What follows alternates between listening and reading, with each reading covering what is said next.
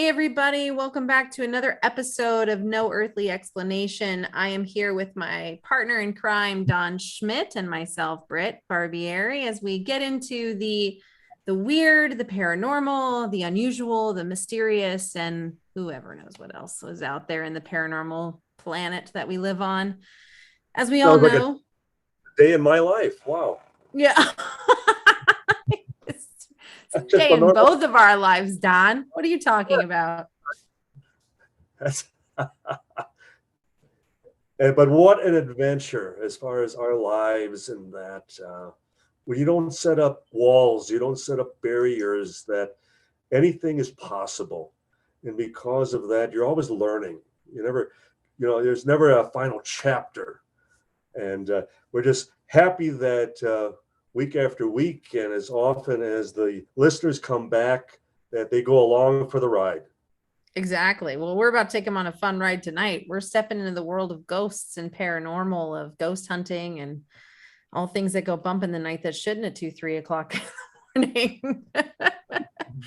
So let's get into it. We have our wonderful guest tonight, which is Daryl Marston from the hit A&E Ghost Hunters series that premiered in 2019 and in 2020. So I think we should just dive right into it with our listeners.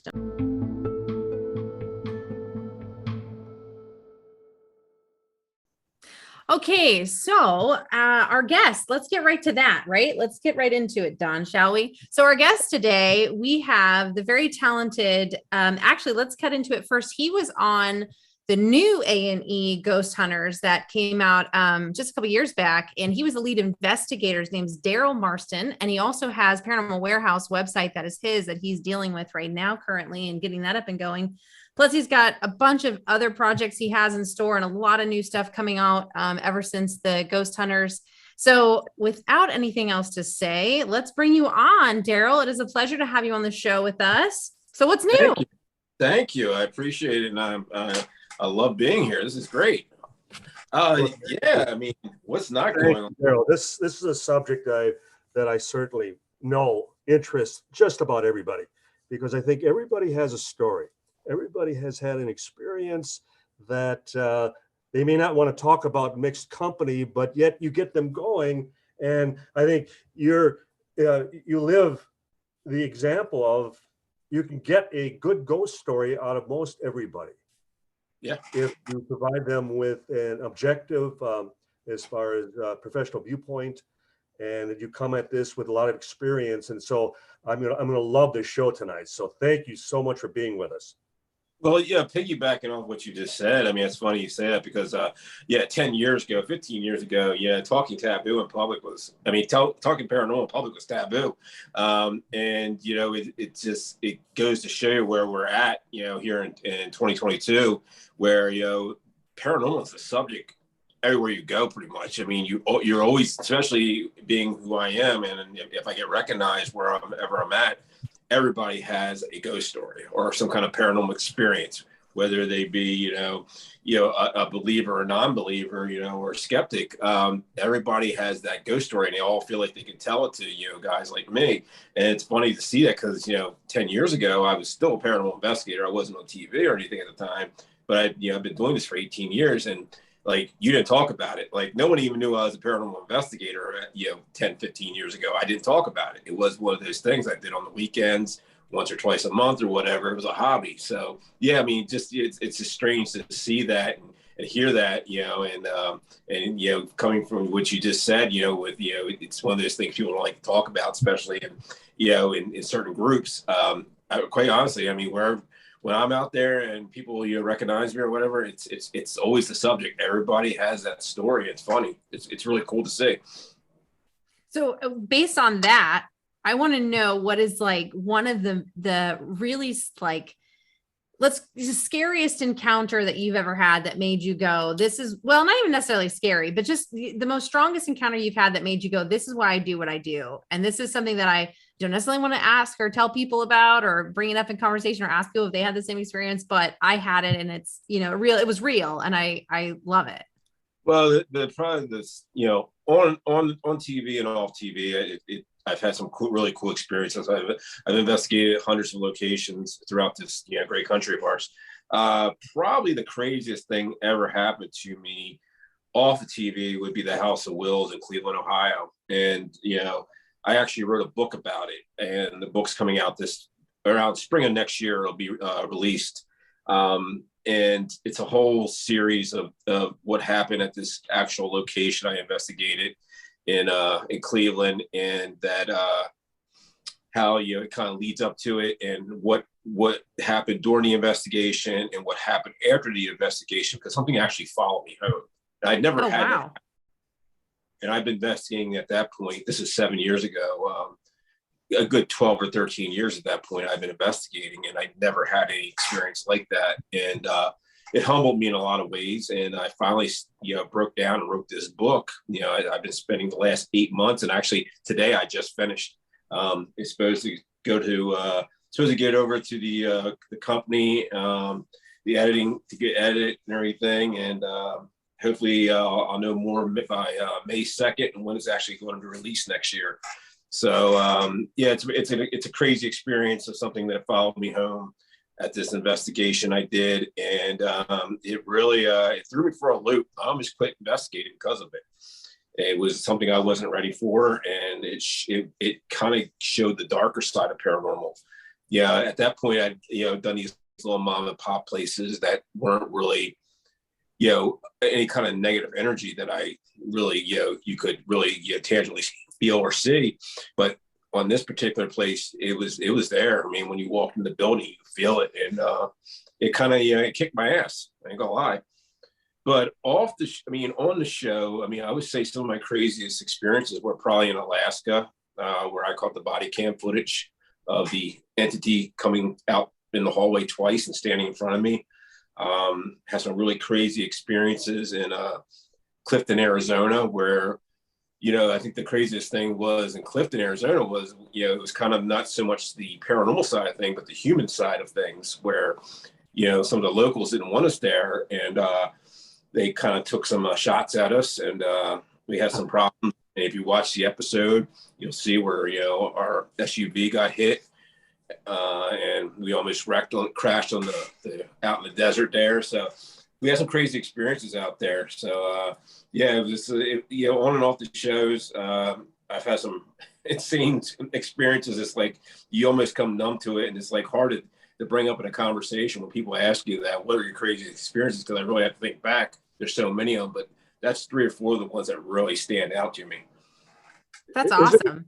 Isn't it par for the course, though, that people have this inbred fear as far as of the unknown and things, as we would say, that go bump in the night, and that where you've had probably more difficulty with the living with people who just don't want you nosing around or possibly exposing something that maybe isn't as much of a tourist attraction as they would like. Yeah. And I know one of the places that you've been involved with is the Anderson Hotel in Kentucky. Now, is that a case where it was haunted before? Because now they've made it into a haunted house. They make it into an actual as far as they charge admission, where you can come through and like go a through. Halloween type thing. Right. I've been there so many years. When I was there, it had just opened up. It had been Anderson Hotel is a very interesting place, because that's probably the second craziest location I've ever been to investigate. It's right up there with the House of Wills. When I went there, they literally had just opened that building up. That building had been sealed up since 1988 or 89. I got there in 2015 or 2016. I can't remember now. And it was a time capsule. The original beds and pictures and furniture was still on the walls that no one had touched in almost 30 years. And there had been a lot of questionable acts that had happened in there, some suicides, some murders. There was one active bed that still had the blood stains from a girl who committed suicide. in the building that was still there when we got there. They actually tested it with luminol to make sure that was real blood, and it was blood. That's what they do, luminol, right? And there's a lot of crazy stuff that happened in that building. And that's one of the other locations where I actually got physically attacked by something, where I actually got thrown about 5 or 6 feet across the room. And I'm like 220 pounds, and whatever this was, just it threw me like I was a rag doll. I didn't see it coming. I didn't feel anything. I heard footsteps from my left-hand side. And when I turned back and I saw like a flash of light. Next thing I know, I'm laying on the floor. I went through a chair, and the chair was folded up underneath of me, crushed. I didn't get hurt or anything, because I guess I was loose and limp. So, I wasn't, bracing for it. And when I opened my eyes, I'm in this dark room, my flashlight's on one side of the room, my camera's laying between my legs, and I just grabbed my stuff. I grabbed the lady who was sitting in the chair in front of me and yanked her out of the room. And we all hightailed it out of there. Right. Like, we have to get out here. So whatever's here does not want us here. At that point, you just got to kind of get out of there. And I actually went back about 2 months later to kind of try to figure out what happened there that night. And I had none of the same experiences the second time I was there. It was like completely dead. When you were thrown, did you have any like physical markings on your body? Some people come back with, some markings or bruisings, or no, you had nothing at all, huh? I ain't gonna lie. I was a little sore the next day from landing on it. That's about it. It was an old kitchen chair, like you would see like in your grandmother's house back in the 70s, 80s. Yeah. And sitting in the room, I was actually sitting on it. And when I stood up in it felt like almost like a shot of energy just hit me. I saw like a flash of light for a second, and I just flew backwards. And next thing I know, I'm literally 5 to 6 feet away from where I'm standing. The chair is underneath me, totally flat, where I just destroyed this chair. And, I got up, and that's the only thing I could think was like, let's get out of here. And I just grabbed her, yanked her out the door. The 2 other investigators come running down the hallway, and they're like, what happened? Crazy thing is, there was a static cam set up in that room that filmed the whole thing, and there was a couple people who ran the actual location that were there in a private room, like a security type room, watching what was happening, and they saw it happen, and they ran out the door, and we came out the door not long. They're yelling up to us to come out. You guys have to leave now. You got to leave now. So we get out the building. They locked the building up. We had all our equipment out the door, and they're like, we're out of here for the night. And I tried to get the footage from them for the longest time, and they would not send me the footage for nothing. Wow. That footage. No, I don't know why. But the woman that you grabbed, she would have witnessed you being flung across the room, correct? Yeah, I would have thought so. Yeah. And between the two of you, thank God it was you and not her. She may have actually been hurt. Yeah, well, I was surprised. I didn't get hurt from it too. I mean, it was the weirdest thing, and like to this day, I cannot wrap my head around it, because I felt nothing. I didn't feel any hands. It was just like a burst of energy almost. Like that was your typical ghost experience, where they actually become that physical, correct? I'd never seen. I mean, you hear about it. You hear about it on the movies and the shows and stuff, but I've never experienced that. And I've only seen people maybe get pushed a little bit, a little shove here and there. It's always questionable. Did they trip or they lose their footing? You always get the scratch marks people always get, and bruising and stuff like that. But I've never seen anybody physically get thrown, and to have that happen to me, it was just like, it was shocking, because no one was like provoking that I know of. I mean, we were asking some serious questions in this one room, but it was just like, I still cannot wrap my head around it. And I know not long after that, maybe 6 months to a year after the last time I was there, they actually shut the place down. Really? So, when you told me, when you were just talking about that, you said they turned into like a Halloween type attraction. That surprises me. And maybe it's under new ownership now or something. Right. And the reason I even looked into that is because we had what was an abandoned convent where nuns lived for many years as they would be assigned to the local parish and teach at the parochial school. And after the last ones left, it remained vacant. And someone came up with the idea of, well, let's make it into a fundraiser. Let's make it into a haunted house. And very successful. It made millions of dollars for the local parochial school. But there wasn't a person who worked in that house who didn't have an experience. And Right. typically, they'd be working late at night by themselves and setting up, some of the designs of the rooms and things.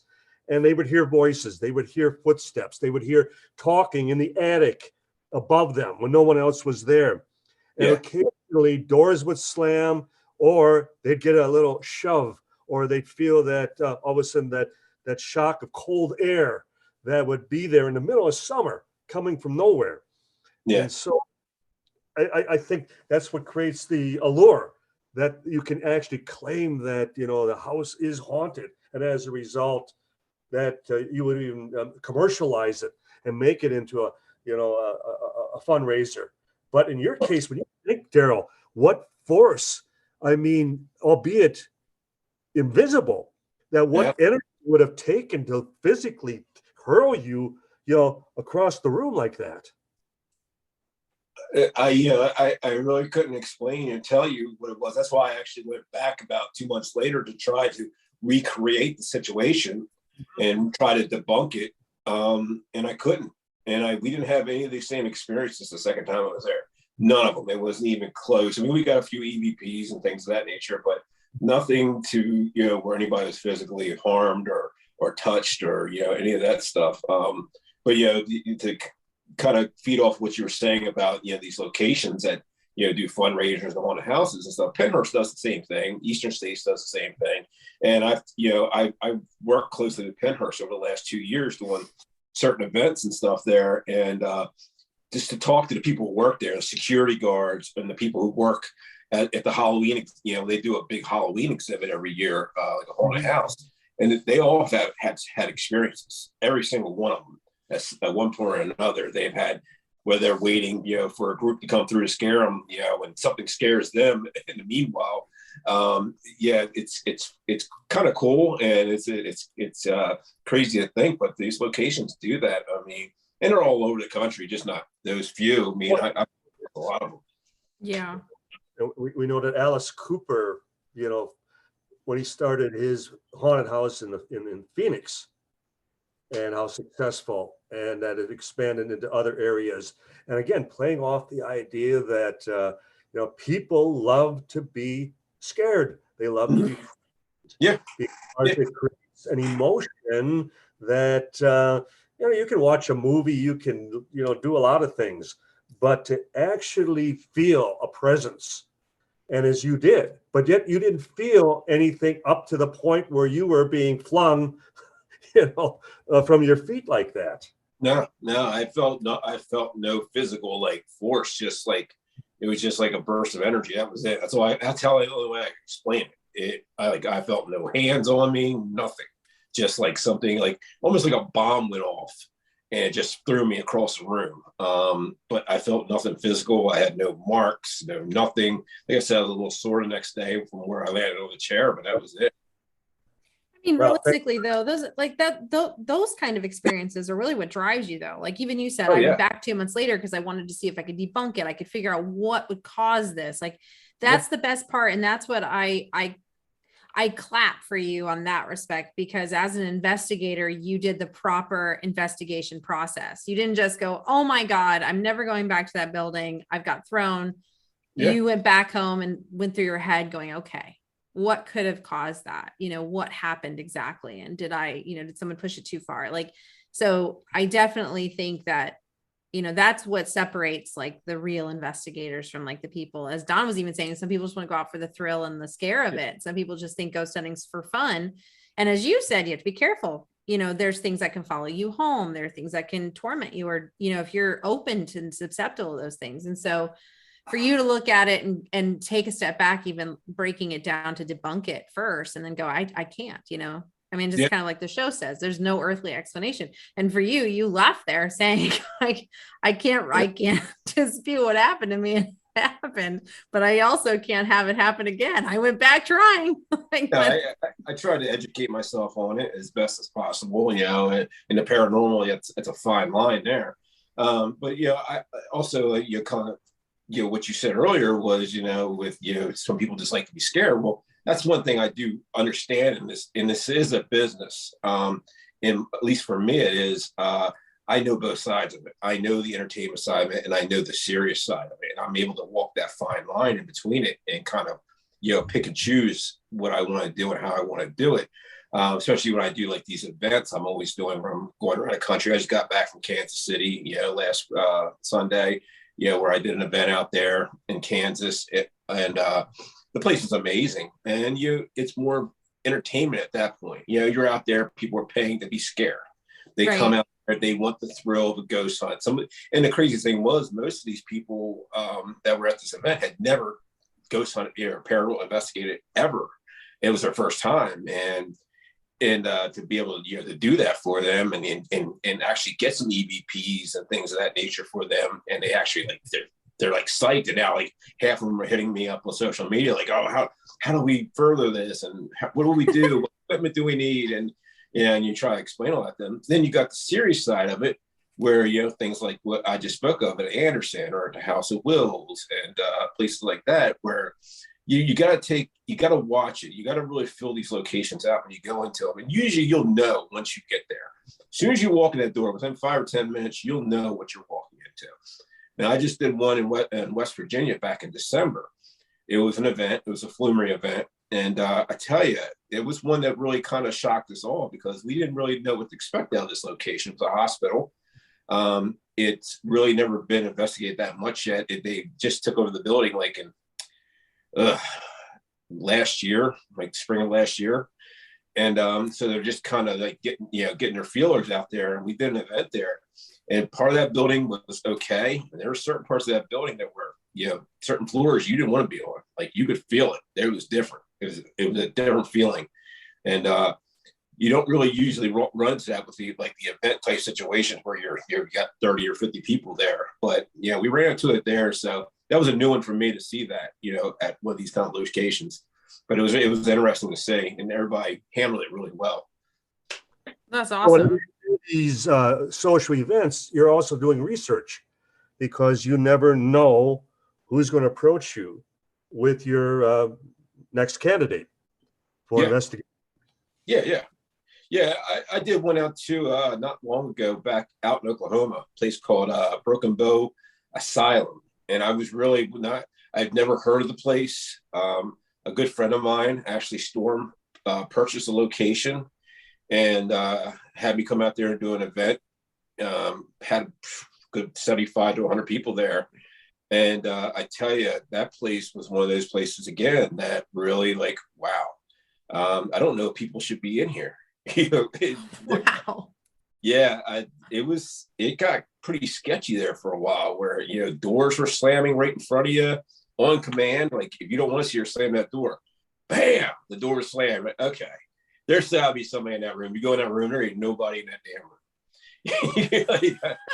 You're like, all right, this is just too good to be true. And people were screaming and freaking out, like people have never done it before or experienced that before. I'm like, I'm looking for strings everywhere and and something, and something to fake it. And I'm like, I could not find it. I'm like, and it was like on demand stuff, like, hey, knock on that wall 4 times. Boom, boom, boom, boom. You're like, wow. It was, I can't wait to go back out there. I've been asking her to come back out for a year now, and she said anytime. So once I can get back out to Oklahoma, I'm going to, because that place was amazing. Yeah, that definitely sounds like a place I'd even want to come join. Jeez, oh Louise. yeah, you would love it. It was a what was it? It was an asylum that actually turned into a drug rehab in the 80s, and up to I think it actually closed down in the late 90s, early 2000s. And I tell you, the place was active. It was as as you can want. That's Yeah. awesome. That's the kind of place you want to go, like especially as an investigator, when you're investigating and you're getting instantaneous results like that, you're like, okay, this is time to take notes, guys. This is the place. Yeah. But my question though, on that regard is, do you think you were just there on and I hate to say it, but I think that there's high frequency nights and some nights are off frequency nights, Absolutely.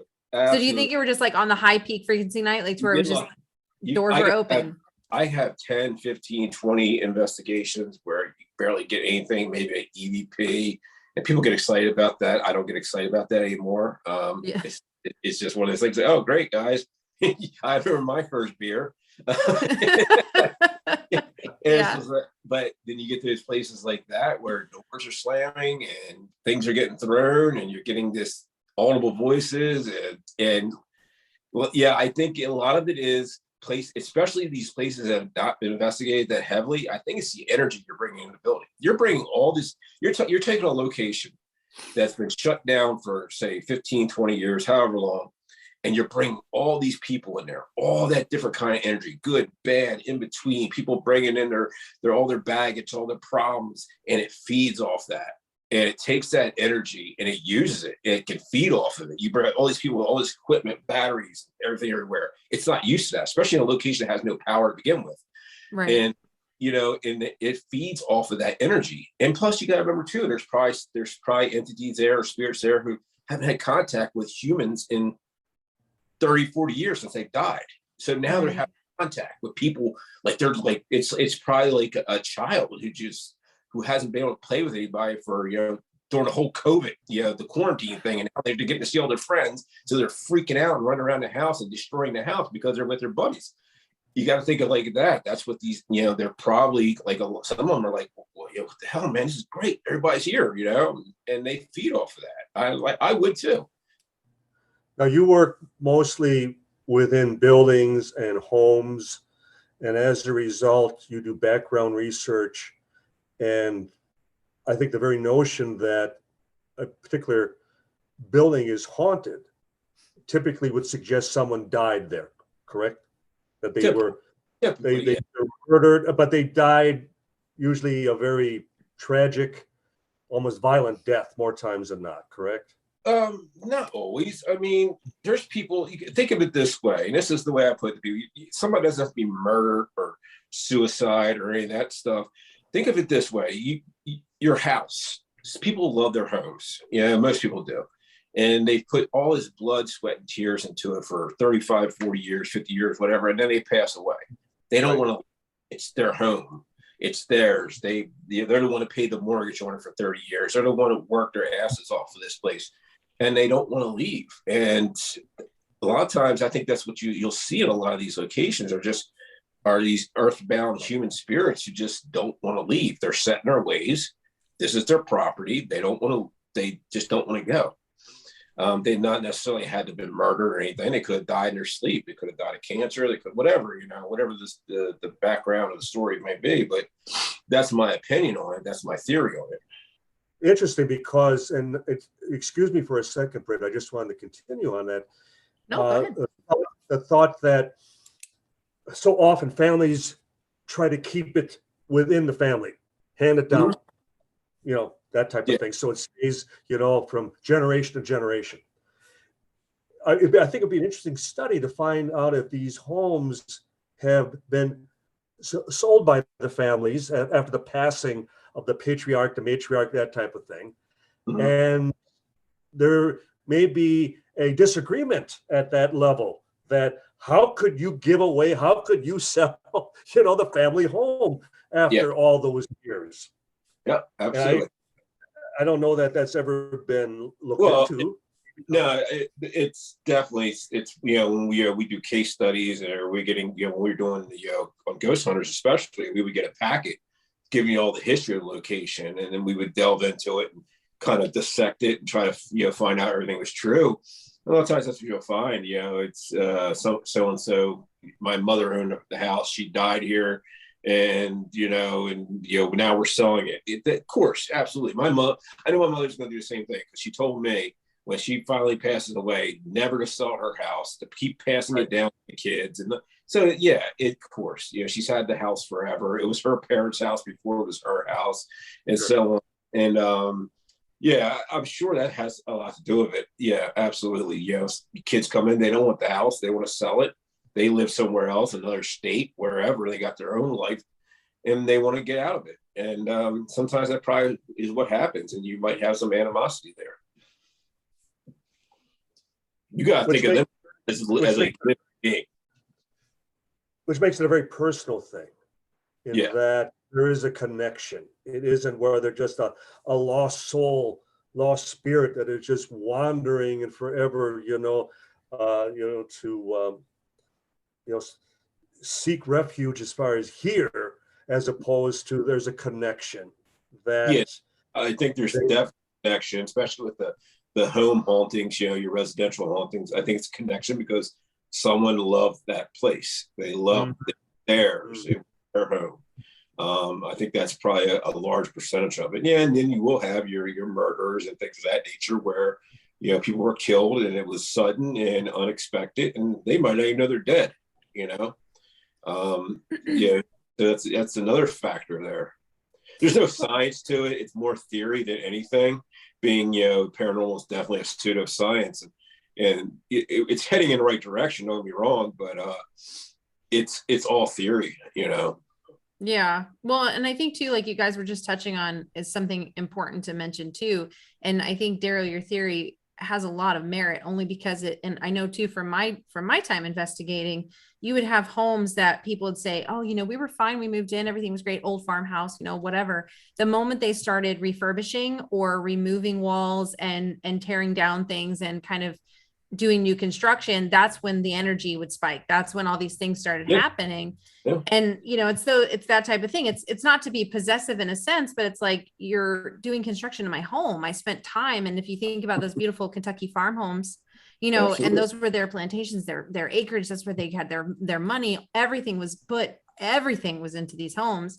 Yep. And then you have the follow through after that. It's like, well, after all that, we had this uptick in paranormal. Now we've got, it looks like people going through walls. And then you look through the blueprint, it's like, well, that wall wasn't there. Yeah. Yeah. And if you watch, So, we actually explored that on one of the episodes, Pampa, Texas. We actually, there's a hospital in Pampa, Texas. It's been vacant for 30 some years. I think since the 70s.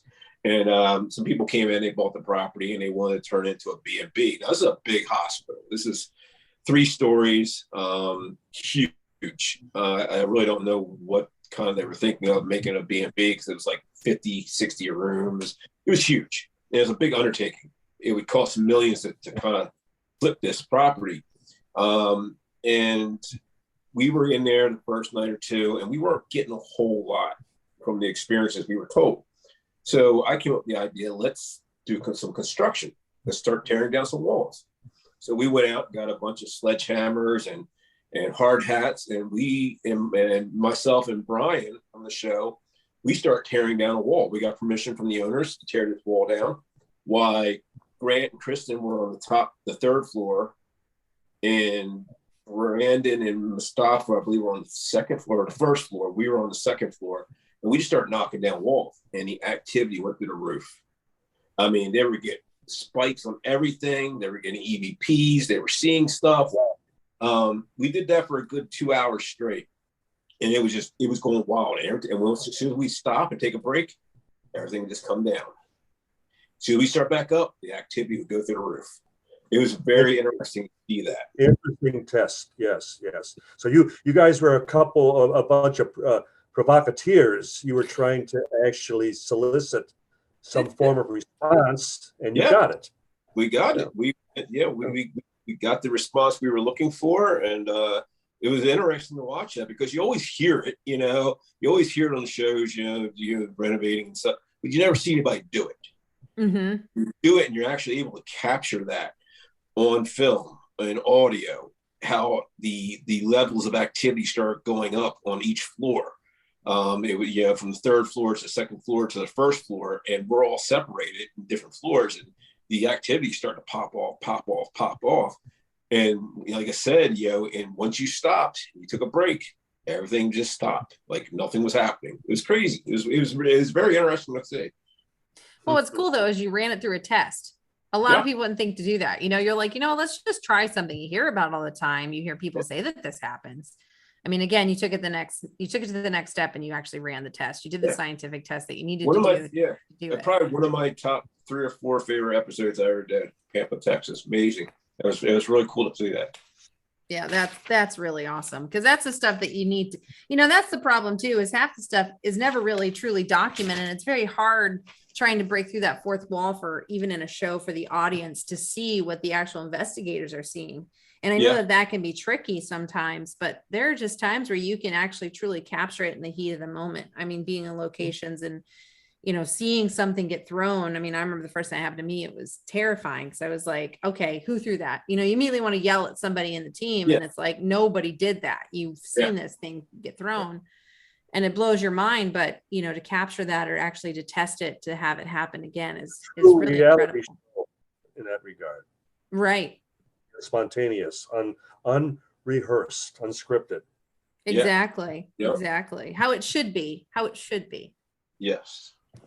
So Daryl, is it a cardinal rule, because at least it's always been my impression, that typically if there's any form of haunting, just to use that word, it's because someone has died there previously? Are there cases where there's no record of anyone dying or passing away in a particular home or building, and yet there are experiences? Yeah. I mean, sometimes just be the land.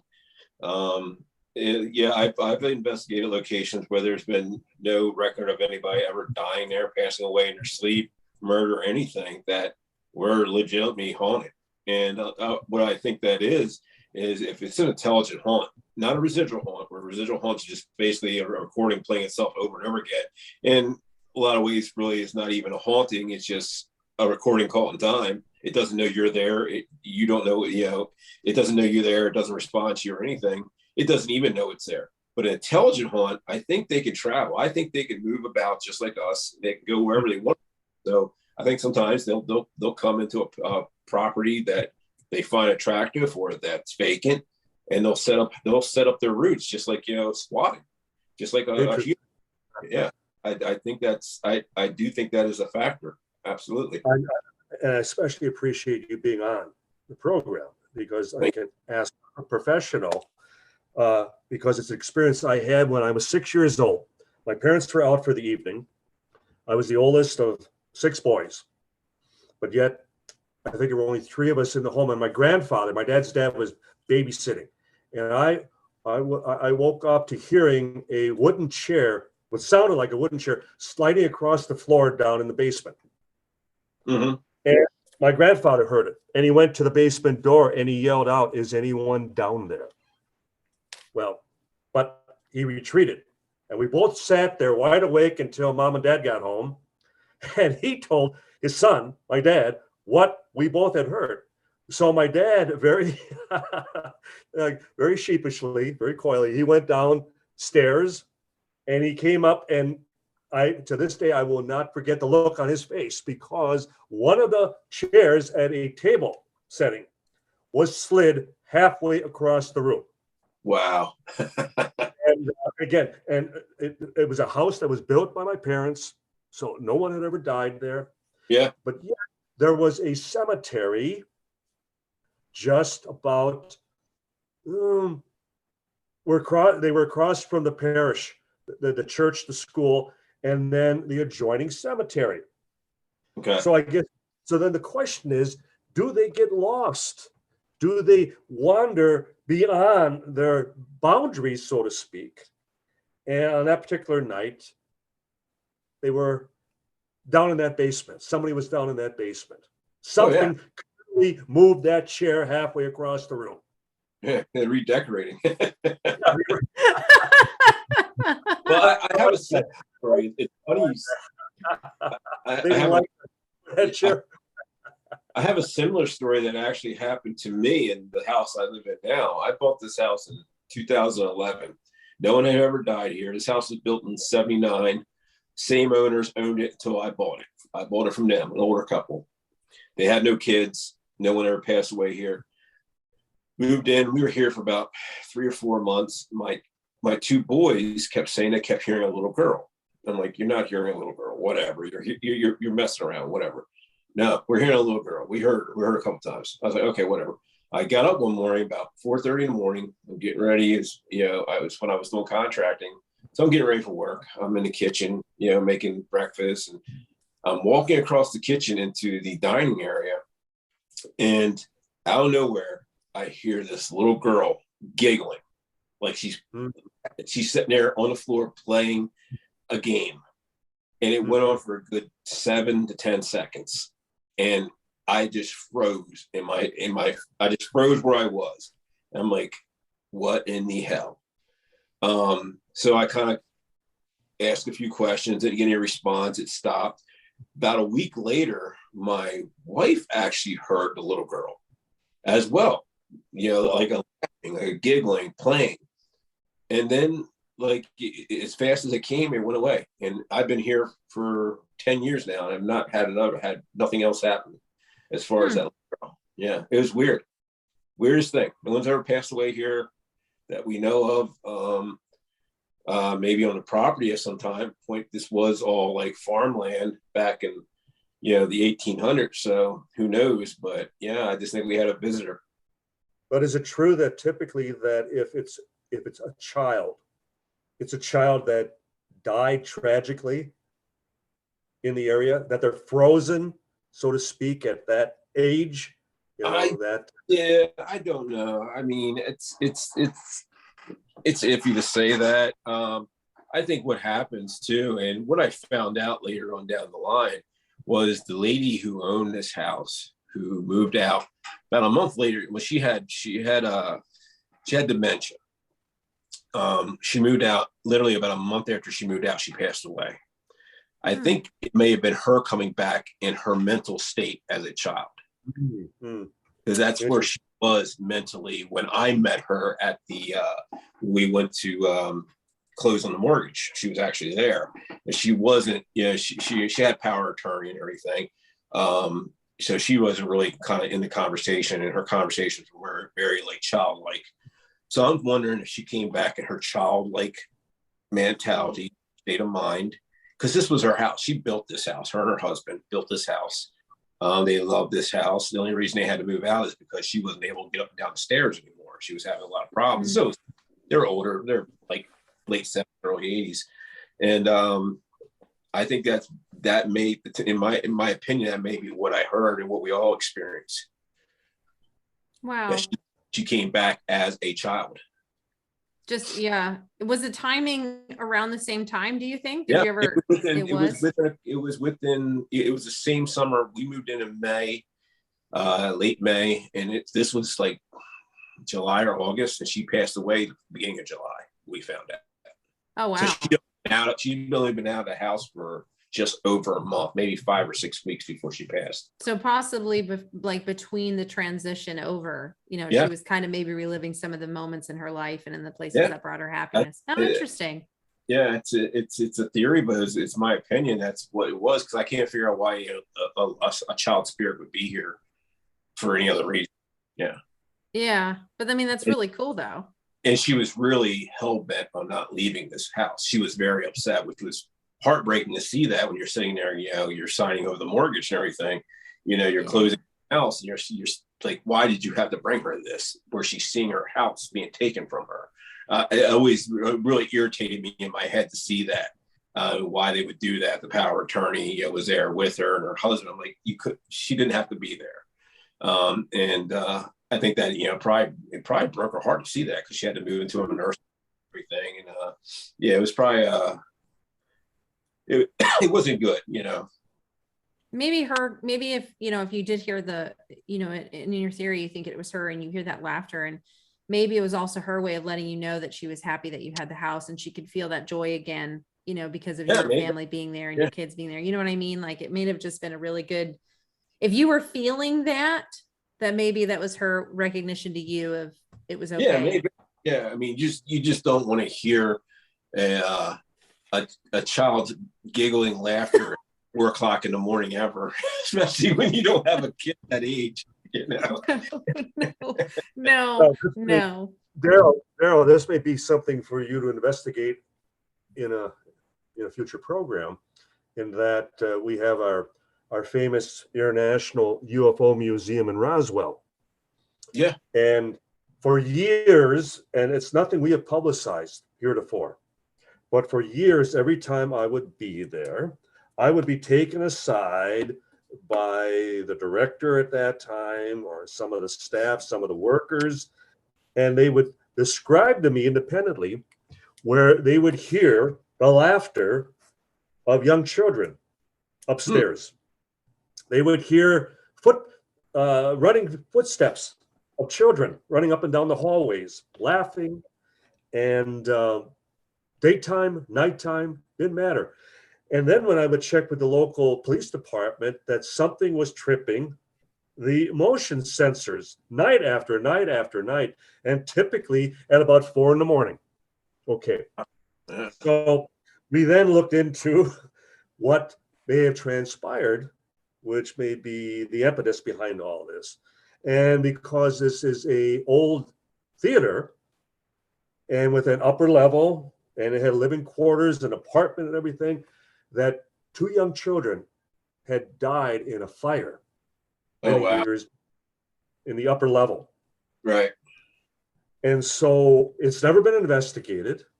I mean, people claim to have psychic inclinations, would say, well, I'll go upstairs and see if I can sense anything. And they would report back to us that, yes, there is a presence, something's there. And every time I think that things have quieted down, I'll hear of a resurgence. And we're talking now over the course of the last 15 years. Yeah.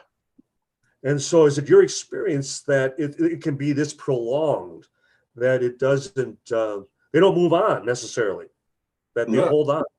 Yeah, no, I mean, yeah, I think, if they're attached to that property, that's where they grew up, or they lived, or maybe they had fond memories of that location when they used to go there. And you said it was a theater, maybe they enjoyed going, or that's where they feel at home. That's where they, like a child, a child has its room, its bedroom, or its playroom, or whatever. It's probably going to find them 9 times. I mean, I know I find my son sitting in my office in front of this computer here, or up in his bedroom watching YouTube, my 9-year-old. So I always know where to find him. Kids back then, I mean, the theater was like, that was big for them. That was like, we're going to the theater, all right. So yeah, it's probably their fondest memories, and they're living eternity in that theater, just having a great old time. There's a little boy and a little girl, and we haven't taken any steps to evict them anyway. They're part of the building's history. Yeah, I hate seeing that when you have people come in saying they're going to try cross over the spirits. And I mean, I don't know. I actually believe people can do that, but I guess there are people who say they can. I don't agree with that at all. No, just if something's bothering you, paranormal wise, if you're, if it's a human bound entity, a human spirit, you come to a negotiation with them. You tell them, look, hey, you leave me alone, I'll leave you alone. Don't go bumping late. Don't bother me. You can stay as long as you want. And that's how usually, you can handle those problems. If trying to get to scare them off or to evict them, not your thing. Nah. They're not hurting anything. They're not hurting you. No. Well, I think with the last few minutes left in the show, I do think on top of what Don just mentioned, that might be something to have you come out and check that out too on another one of your adventures. What is that? You said Roswell, that New Mexico? Mm-hmm. Okay, I actually filmed about 50 miles from there, Fort Stanton. Yes, Fort Stanton, where they did a lot of the mental treatment and military. Let me tell you, people don't realize during the Roswell crash, there was actually 2 crash sites, and one was right behind Fort Stanton, and the other one was 50 miles in Roswell. And then on top of all that, the layers you're in with Lincoln County Wars and all that happened there. Right. Billy the Kid, Pat Garrett. If you watch we did from Fort Stanton, the room where we're actually in our base camp, where you'll see me talking on the monitor and showing everybody where to go, that was actually Billy the Kid's prison cell. Yes, you are correct. Yep.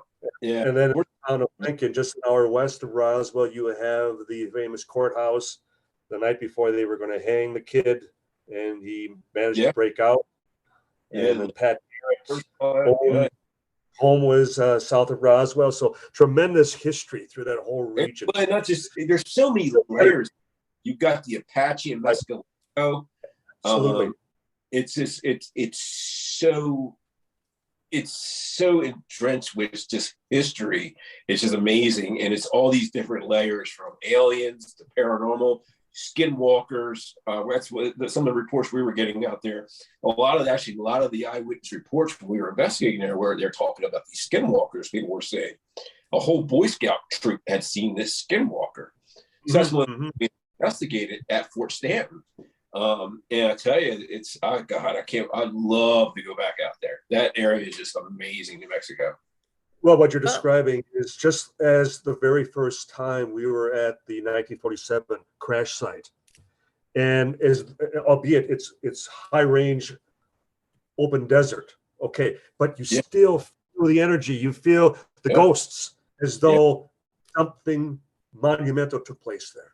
Well, yeah, and so it creates that passion, that enthusiasm that we share in that regard. There's like these little cemeteries out in the desert that are really strange. Like we came across one we were actually told about. And it's about 2 miles from Fort Stanton up in the hills. So we had to take a four-wheeler up there to get to it because there's no roads. And we find this little cemetery that had been forgotten in time. I mean, some of these graves date back to the settlers, all the way up to the latest one we found was World War II. Apparently this gentleman was a soldier, and he'd been buried out there, but nothing since then. And there's these little forgotten plots of cemeteries out there, and it's just so surreal. That, between New Mexico and Arizona are some of the most surreal places I've ever investigated. Just the landscape alone, and the history, and the bloodshed, and all the Native American and everything, the tales out there are just insanely, incredibly amazing to me. And I love it. I love every minute of it. It's just amazing. That West is... And I 100% concur. I mean, I love it as well. It's my second home. Yes. Yes. I would definitely, if I had a chance and I thought I could go out there and survive, I would probably move out to either Arizona, Texas, Arizona, or New Mexico are my favorite places to investigate. I've always loved them. Oklahoma's pretty cool too. Arizona's my hometown, so I always say Arizona is for the win. Arizona's I love Arizona. Not in July. Not in July. No, not in July. Yeah. But on that note, guys, we're coming up on the hour. So I want to go ahead and make sure, Daryl, that you can insert anything that anybody can find you at, any handles that you have, anything new that people should be watching for your fans, anything like that. Feel free to go ahead and put that out there right now in closing. Oh, yeah, I've got some amazing stuff coming up here. Some of it I can't talk about till after May 2nd because of contracts and being under NDA, but got some cool stuff coming after May 2nd. June 11th, my new show, we start filming for that. It's called Dead Live. I'm actually doing a lot of press stuff coming up here in the next month or two on that one. I can't wait. This is something I've been working on for about 2 or 3 months now. Some great producers behind it, and some amazing cast that are going to kind of pop out here real soon. We'll start releasing some names, and it's going to be amazing. The book, like I said, it's coming out next year. Can't wait to get that out. It's called The Devil Resides in Cleveland. That's the working name of it right now. Maybe they'll change it. Who knows? I don't know. It's up to the publishing company on that one. But I got some events coming up this month. Actually March. Well, tomorrow's first day of March, right? I got March 5th. I'll be in the Berkeley Plantation in Charles City, Virginia, for an event. Haven't been there yet. Heard it's really amazing location. It's an old Civil War plantation. March 26th, I'll be at Hinsdale House in Hinsdale, New York. I can't wait to get back there. I've been there before. It's another really cool spot. Really world known spot too. It's been on so many different shows. But I got an event there, which is I think it's almost sold out. So I mean, there might be a few tickets left if you're in that area. And I have a bunch of stuff coming up in May, June, July. I'm booked out. You can go check me out on if you just punch in Daryl Marston, especially on Instagram. You go to my link tree on Instagram. It takes you to all my different spots. All my website, Twitter, all that stuff. I'm not a big Twitter guy, so don't judge me on that. I just don't do. I've got a bunch of people follow me on Twitter. I just never go on Twitter, but Facebook and Instagram and even doing some TikTok stuff, which is really interesting. But my main website is Paranormal Warehouse, www.paranormalwarehouse.com. Paranormal Warehouse is one word. Go on it. It's actually the largest paranormal website in the world with over 500,000 followers. And it has all my stuff on there. Everything is on there. Everything we're doing at Paranormal Warehouse, with all our ad content for companies like Ravensburger. As you can see, all the cool board games back here: Gargoyles, Alien, Horrified, and Echoes. Right. Do commercials for all 4 of those games. Awesome. So guys, go check me out on there, and you'll see a bunch of really cool stuff come up here in the next couple months. I really can't talk about all of it, but hopefully I can come back after May 2nd and we can talk again, and I can fill you in on some stuff. Plan on it. Yeah, of course. And we congratulate you on all of this. Yes. But as you know, Daryl, there's nothing more exciting than investigating the unknown, because there's no handbook. It's There's nothing we can refer to. It's all uncharted territory. And as a result, it takes a level of courage beyond the passion that still, as you described, going back to that house months later, still get to the bottom of what you had experienced. And so stay safe, stay well, and we will definitely have you back to hear more great experiences, and just keep hunting. We're behind you 100%. I'm never going to stop, guys. Yes, you have fans here at No Earthly Explanation, and come back anytime and tell us all the updates that you have going on. Absolutely. You have me back after May 2nd, and I will fill you in on everything. But until then, I kind of have to. NDA has me kind of tight. Oh, that's all good. No worries. You have a home here. I appreciate it. Well, thanks for coming on. By the way, it's an amazing show. Great show. Oh, thank you. Yeah, man. I did this for many years. I mean, I don't know if you guys realize that. Had the American Ghost Hunter show for 6 years. Ran that show into the ground. So well, we haven't run this into the ground yet, but we're trying. You get to a point where he's like, I can't, what do I do next? It's where you get eventually. How can I recreate myself? Well, you're doing a good job. We've created many opportunities, and it's why you are where you are today, Daryl. I appreciate it. And we will talk to you again. Yep. See you later, guys. Thanks, Daryl. Yep. Bye-bye, Daryl. Bye.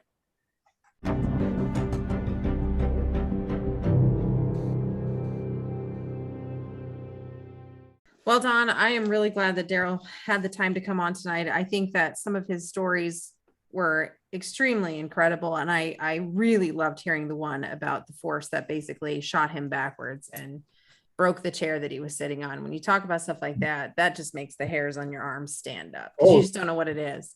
Absolutely, and uncommon, and that I was able to ask questions of what general misperceptions of what we have heard for many years regarding just the very nature of ghosts and the possibility that we're dealing as far as with people that have passed on and the supernatural, and that there can be this interaction that it may not even necessarily involve where someone has passed away within that house, within that building, that type of thing.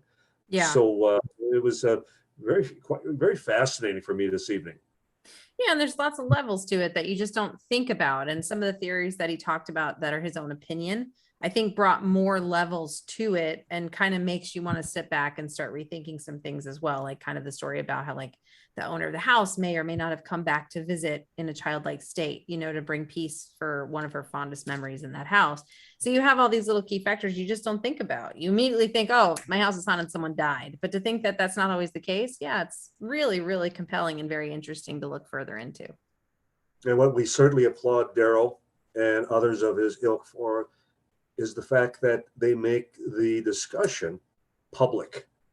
Yeah. They make it acceptable, that Yeah. it's something that whether people would like to admit it or not, we have all been affected. We have all had deaths in our family. And whether we're looking for it or not, we have all had experiences that we cannot explain. Exactly. And now have the technology that we can actually investigate this phenomena. And as a result, we will provide Daryl and others who are in the trenches, you know, seeking answers to the mysteries that you know shroud this planet Earth. And as a result, they'll always find a home here on No Earthly Explanation. Exactly, Don. You're correct on that. And for our listeners at home, I really would love for you to reach out to us on all of our handles. You can find us on Instagram at No Earthly Explanation. You can also reach us over on Facebook. You can hear us on Spotify, Apple, and Anchor. You can also send us voice messages on anchor.fm/No Earthly Explanation, or you can email us even at noearthlyexplanation@gmail.com. If you have any comments, if you have any really cool stories you'd like to share, if you have any questions for us, just reach out. We'd love to hear from you. And again, Don, it's been another magical evening with you, with our wonderful guest. And until next time, please don't get into trouble. Keep your boots on the ground so that I can see you again next week. I'm going to send you an email, Brit, just to ask a question. So I'm going to test to see if you can actually answer my queries. So, oh yes, well, same to you, Brit. We'll be back next time. So everyone, continue listening and watching the skies. Watch the things that go bump in the night, because No Earthly Explanation will be exploring every possibility that you can imagine. That's right. And if something does go bump in the night, please be sure to email us about it. We want to hear about it. I'm going to. Okay. Have a wonderful evening, everybody, or whatever time frame you're listening to us on. Please enjoy yourselves, get rest, stay well. And again, yes, keep your eyes on the skies. And until next time, take care and be well.